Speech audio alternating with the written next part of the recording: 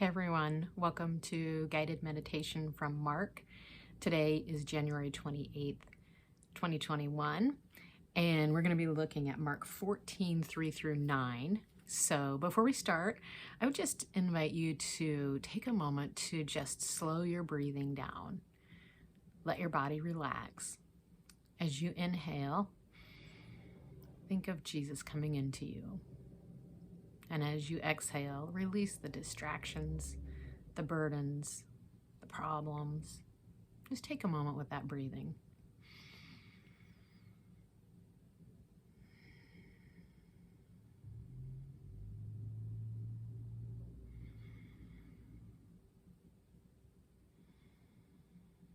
And now, as I read, I would invite you to imagine that the Jesus that I'm reading about is inside of you, and picture him there and look on him with eyes of love and eyes of faith, and imagine him looking back at you with the same eyes of love. Okay, are we ready to jump in? Here we go. Starting with Mark 14:3. Meanwhile, Jesus was in Bethany at the home of Simon, a man who had previously had leprosy. While he was eating, a woman came in with a beautiful alabaster jar of expensive perfume made from the essence of nard. She broke open the jar and poured the perfume over his head. Some of those at the table were indignant. "Why waste such expensive perfume?" they asked. "It could have been sold for a year's wages and the money given to the poor." So they scolded her harshly. But Jesus replied, "Leave her alone. Why criticize her for doing such a good thing to me? You will always have the poor among you, and you can help them whenever you want to, but you will not always have me. She has done what she could and has anointed my body for burial ahead of time. I tell you the truth. Wherever the good news is preached throughout the world, this woman's deed will be remembered and discussed." So to start our meditative thought about this, when I was reading this, something that came to me, and not even right away, I have to admit, after sitting with it for a while, was that I've always looked at this woman from an observer perspective. I've never stopped to think about this from a participant perspective. And so that's where I want us to meditate and to take our meditation thoughts today. And the first question that I'm going to pose is, how may I do something like this for Jesus, like what this woman did? So I would invite you to just pause the recording, and then when you're done journaling and praying about this, that you join us back and we'll go on to the next meditation question. So if you'd like, you can go ahead and pause and let yourself meditate on the question, how in my life might I do something like this woman did for Jesus?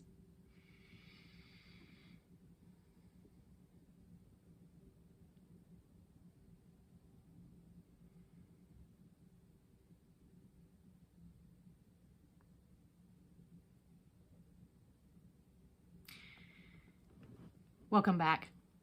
And I would encourage you to think about this meditation question that you just thought through, and the following one, which is just going to piggyback on it, to take these meditation questions with you throughout your day for the next 24 hours, or until you do meditation again, if you don't do it daily, until the next time.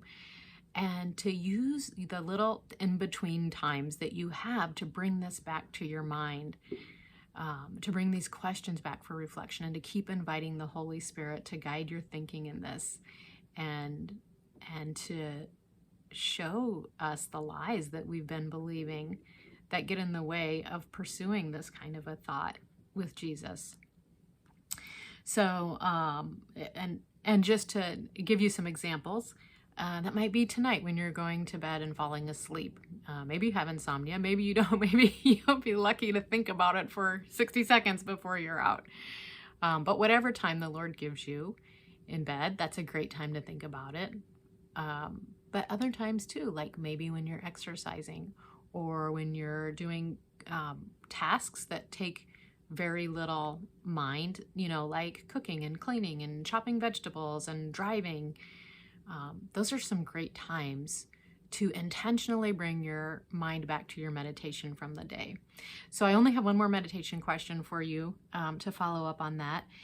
And that meditation question is reflecting back on what Jesus has said earlier in Mark and in other Gospels too. Like just a few sections ago, he said that whenever we welcome a child in his name, we welcome him, and therefore we welcome the Father also.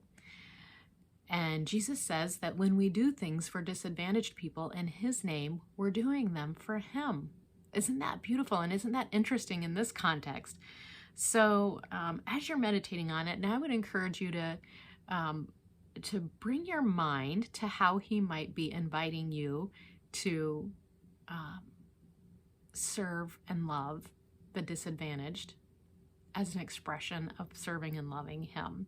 So go ahead and pause the recording and let your mind take some meditation time, journaling, praying aloud, whatever you would like to do to explore how he might want you to do this for him by showing love for disadvantaged.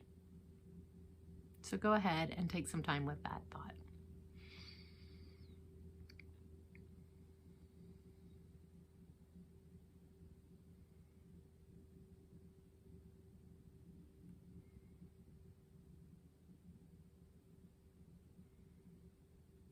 Welcome back. And as we close, I would just encourage you, as you're having these thoughts, to keep that question open in your mind about how Jesus wants you to love the people around you. Of course, your family and your neighbors, but specifically also the disadvantaged people that you may see in your life. And I would also encourage you to bring into your mind a reaction of what I would call fast listening. In our family with our kids, we have tried to teach them, and we've done not a great job. I'm on no pedestal here, but what we tried for was to teach fast listening, which is you do a fast say part and a fast do part. If you can't do that, you ask a question like, may I please do this first?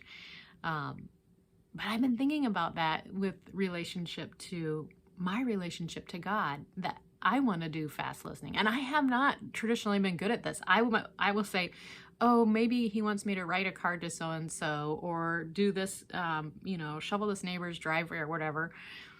I'll put that on my list for later when I think it's a good time. So I'm really working on trying to do fast listening. Like if he says to do it, if I can do it now, do it now. So just encourage you to think about and meditate and be ready with the idea of fast listening when he calls you to love him through loving others. So that is all we have for the meditation today. I just take this moment to say, I praise you, Jesus. Love you guys. Have a great day.